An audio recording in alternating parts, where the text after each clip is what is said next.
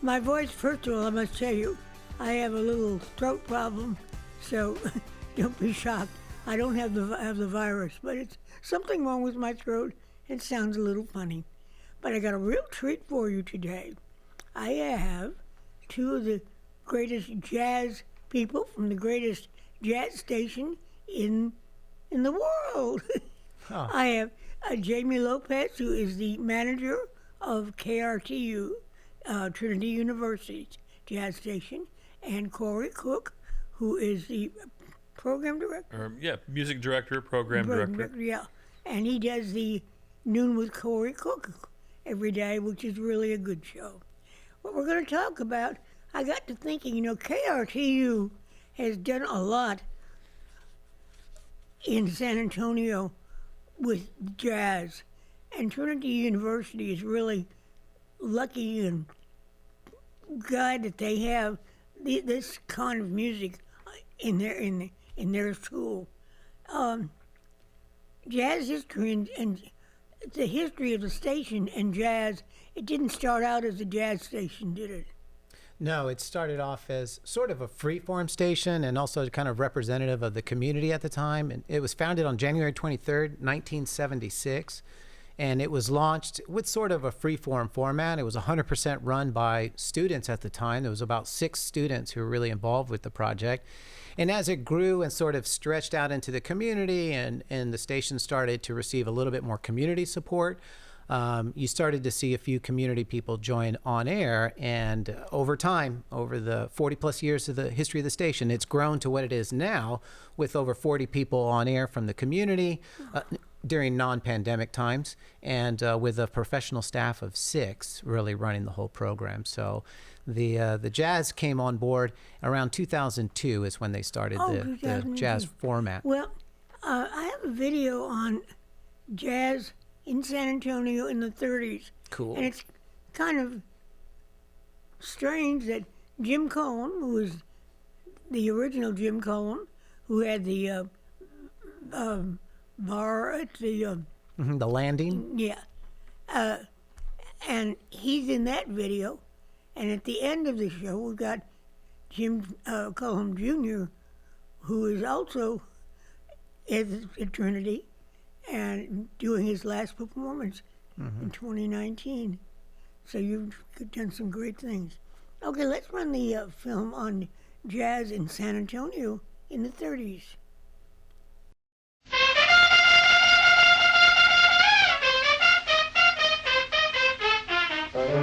In the swing jazz era of the 1930s, 2 of San Antonio's giants of the genre were trumpeter, bandleader, nightclub owner, and concert promoter Don Albert, born Don Albert Dominique in New Orleans in 1908, and drummer and bandleader Boots Douglas, born Clifford Douglas in Temple, Texas in 1908.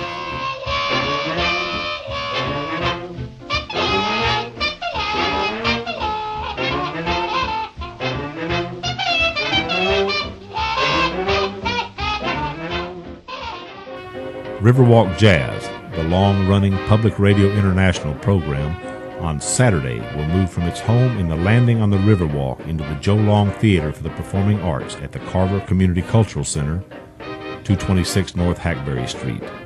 The Jim Cullum Jazz Band and a troupe of collaborators will pay tribute to East Side jazz musicians of the 20s and 30s while taping 2 programs of Riverwalk Jazz, Peeking Through the Keyhole, a salute to Don Albert and Jazz Men of the Southwest, and East Commerce Street Stomp, the swinging sounds of San Antonio's East Side hotspots. Beginning at 7 p.m., the band will recreate songs that were staples in the repertoires of Boots and His Buddies, the Don Albert Bands, and the Troy Floyd Band. The background of the station started as a station. As it developed, you all developed not only community activities that were free. I don't know whether you started Jazz Live or if the city did. I kind of think that the station did. And that was in when? Well, the station started in 1976, and it was some time while jazz was performed and played on KRTU for a number of years. Jazz Alive really started in the city around 1984 in the mid-'80s. Oh. And KRTU did support in one form or fashion throughout the many years. When the station decided to have a jazz format, it really got a little bit more involved with Jazz Alive. I joined the station in 2007, and Corey, when did you join? 2010, and actually one of my very first experiences, the first week I was here, it was September of 2010, so 2 weeks later, Ron took me to Jazz Alive, and it was my first Jazz Alive as an employee of the station, although I had been to the festival in years past, seeing artists like Chico Hamilton, I can remember, was the first artist that drew me to San Antonio to come check out Jazz Alive. It was an exciting event.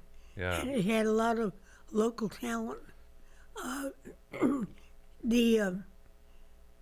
addition, though, to the Jazz Alive, you all did a program for high school bands, jazz bands, which I think was really very, very good.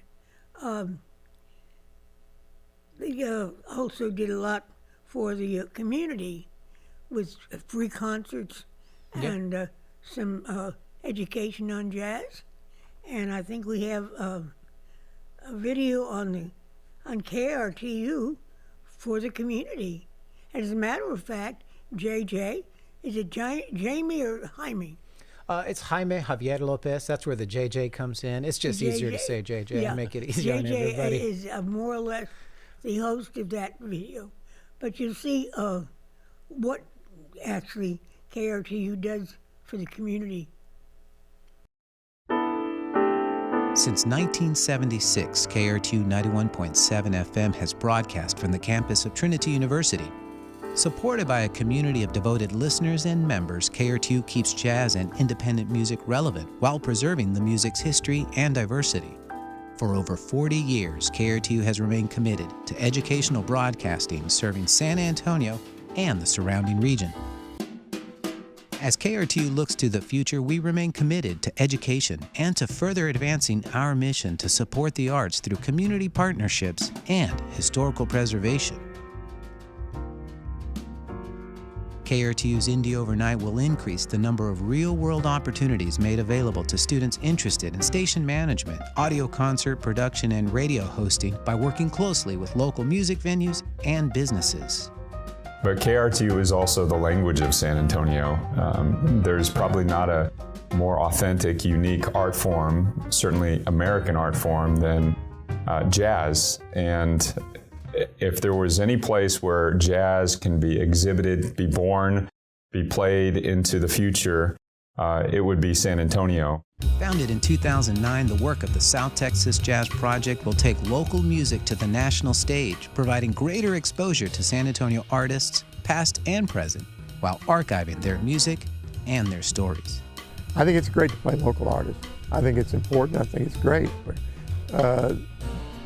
You are an asset for the city. KRTU is an asset for the city, and it reaches out in the community and it tells the story of the jazz scene here, tells the story of the artists. So it's great to carry that message. Well, the city of San Antonio, our community, has a very important story to tell, a great heritage. It's one of the most unique places in the world. And so the South Texas Jazz Project is a preservation of that heritage so that future generations can understand where they came from. The South Texas Jazz Project is also something that we will continue to grow with as a radio station because San Antonio continues to grow, and I think a lot more musicians will be moving here.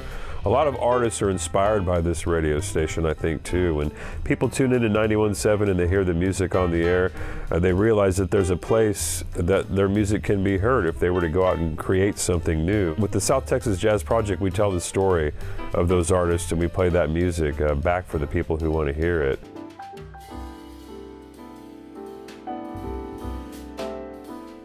In addition to the community, KRTU had, when did you start your program for education for high school students?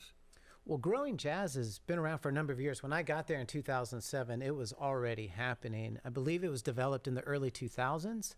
and was actually an initiative of a partnership with Roger Trevino from Twang Partners here in San Antonio, who was really interested in jazz education. He was a supporter of the station.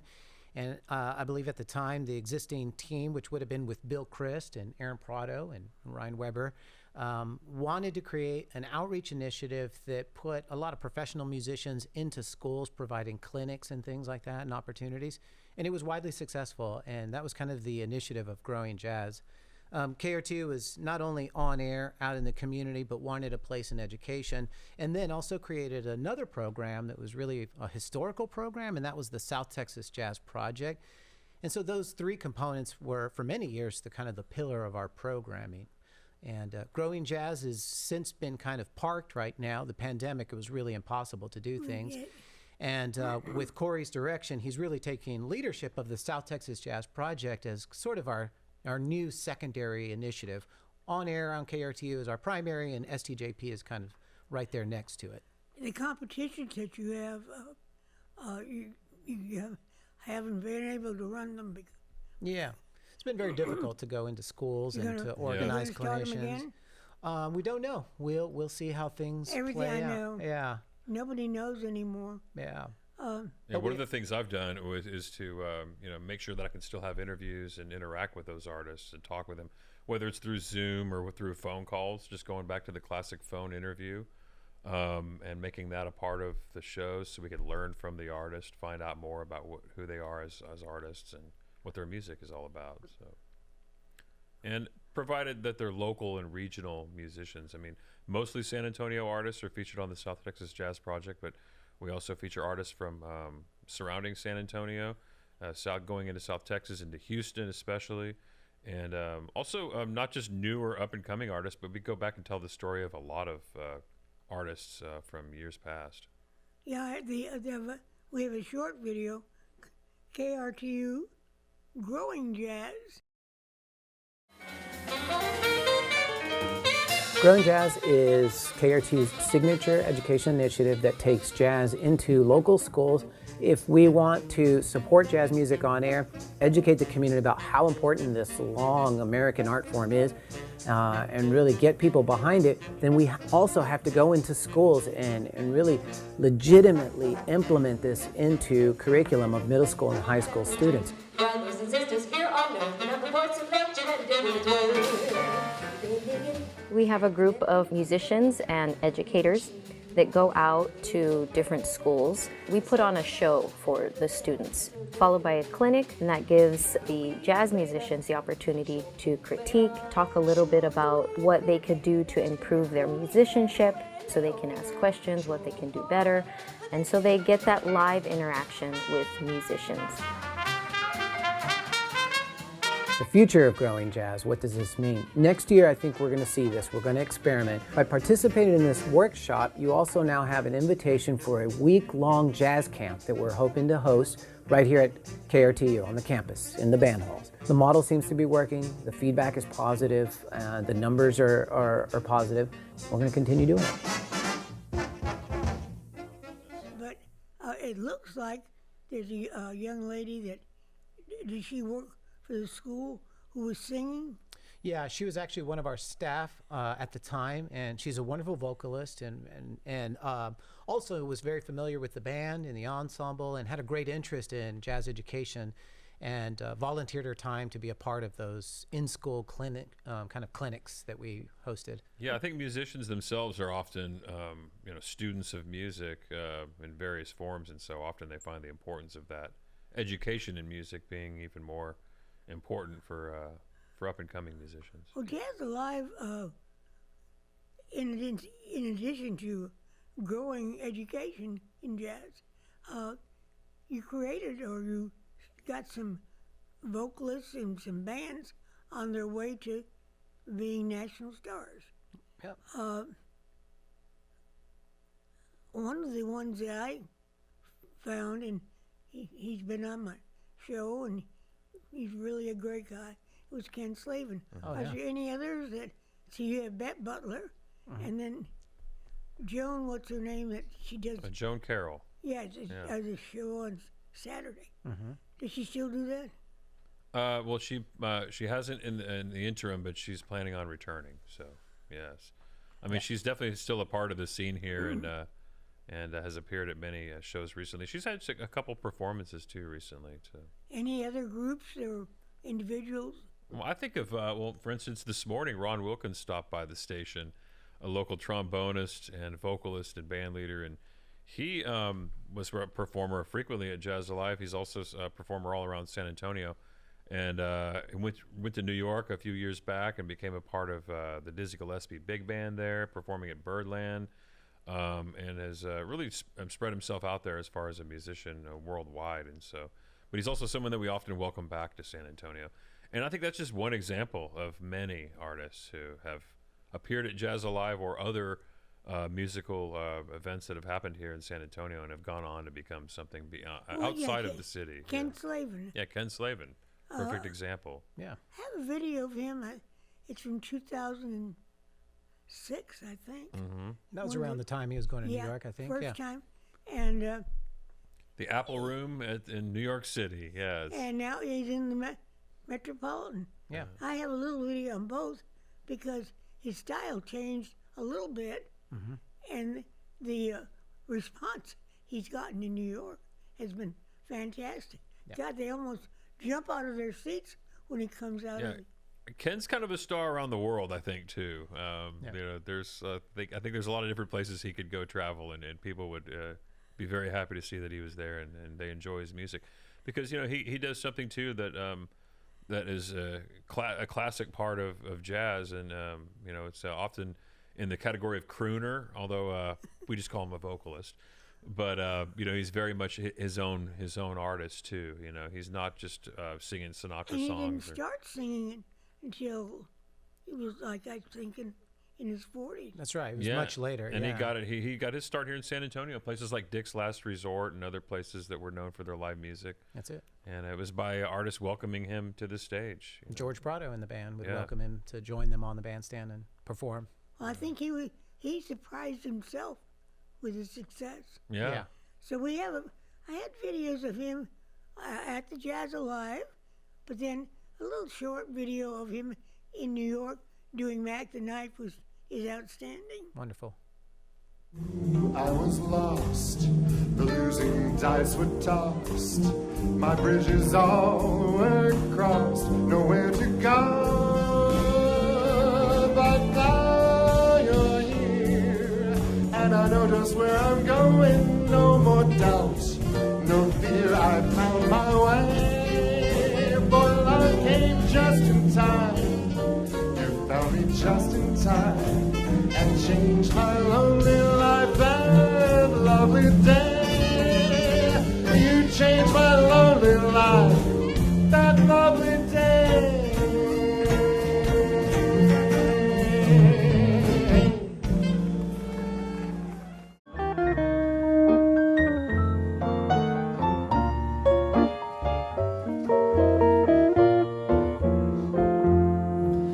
I'm drinking again and thinking of when you love me,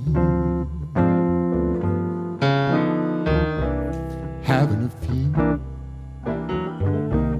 and wishing that you were here.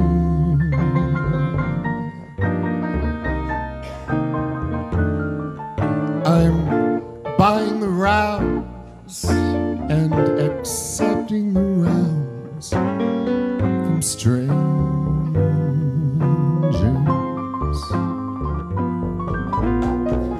I'm being a fool,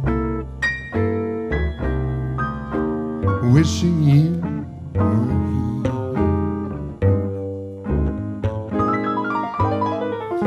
Well, maybe I can borrow smoke, tell some joker a bad joke. Who's gonna laugh? Who's gonna laugh at a broken heart?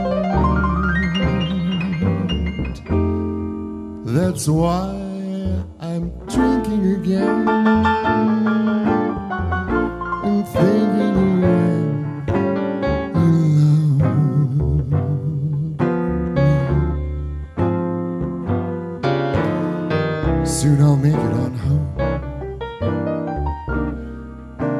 nothing but a memory. I'm gonna make it on home with just a memory, 'cause I'm drinking again, having a martini or 10. Oh yes, I'm drinking again.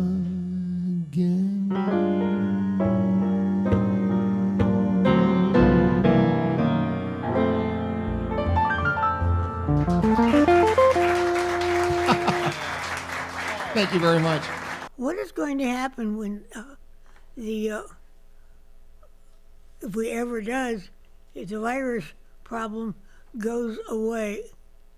Do you have any plans for the future of the station?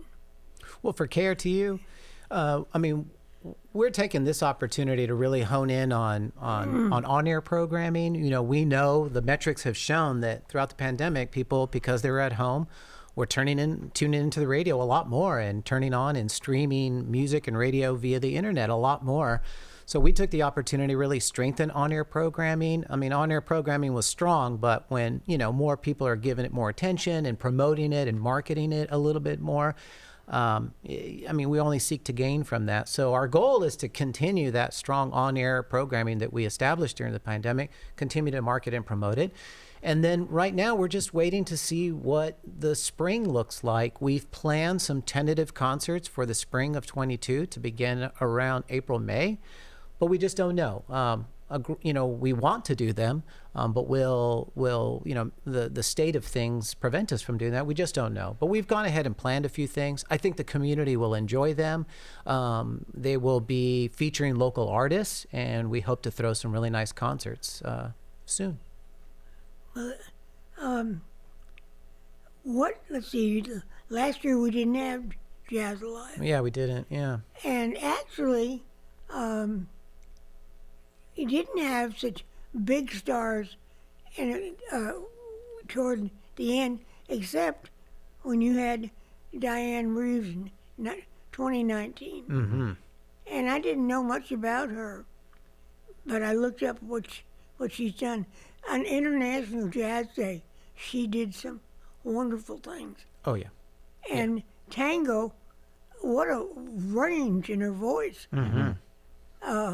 And the band, it was fantastic. I give you a little bit of an idea of Diane Reeves, in case you're not familiar with her. She does tango at International Day in New York. Bom be dee dee dee be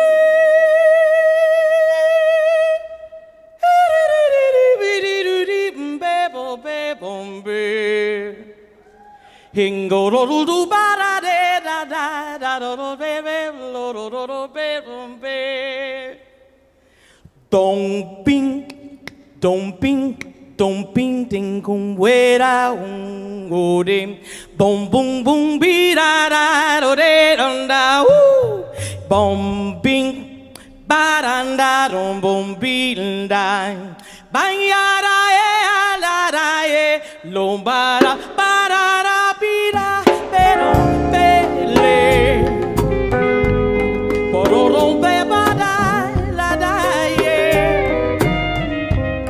ba da be da dum be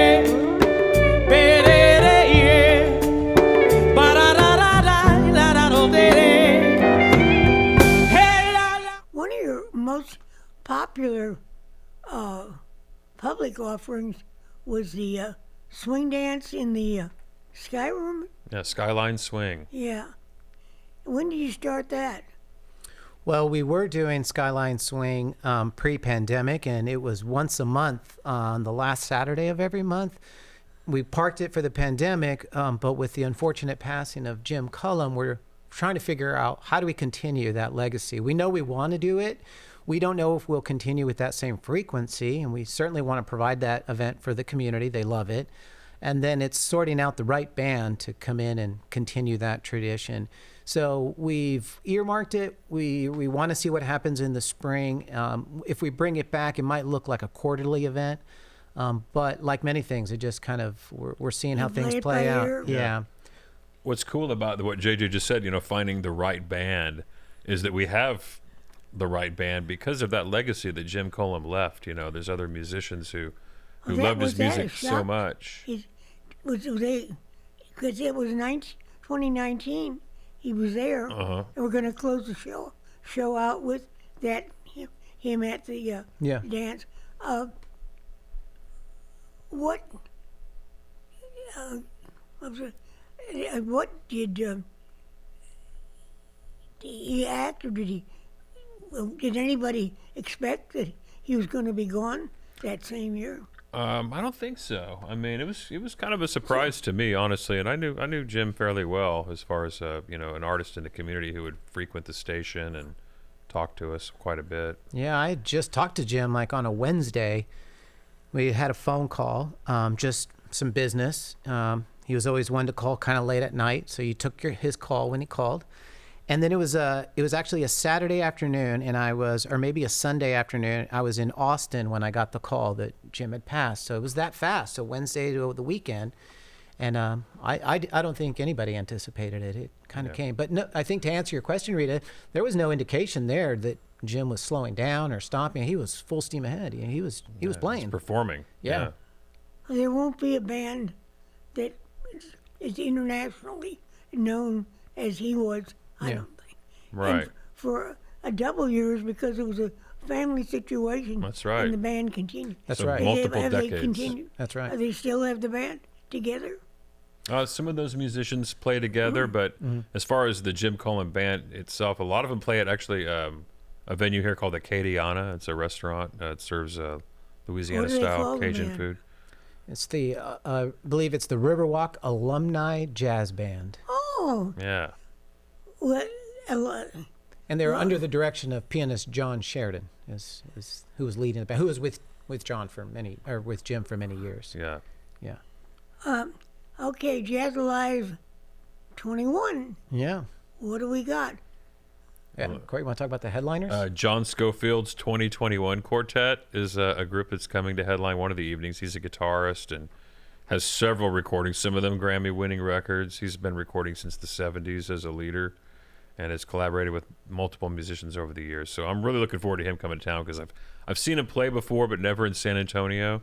So I think he's going to light up the festival. Also, Candace Springs is a vocalist who's done a lot of tributes to some of her favorite soul singers and R&B singers, but also is rooted in a lot of straight-ahead jazz, too. So we welcome Candace Springs to town. And then a lot of local artists. Ketchy Cartwright's group. She's a local ethnomusicologist, educator, flautist, band leader, and she'll be on one of the stages. Kevin Neighbors, as a local saxophonist who's of Chicago, will have his group. That's right. And then Zenobia, the Fellowship, Michelle Gadabai Carey. Terra So Nova. how many stages? Oh, go ahead. How many stages? There's going to be two. You have your main stage, and then you have a side stage, which is sponsored by KRTO. We program it with local artists to give local artists that opportunity to play Jazz Alive. I think they're adding it said they were adding a stage. It used to be you had stages all over. Yeah. And, right. That you had the local talent, which was really good.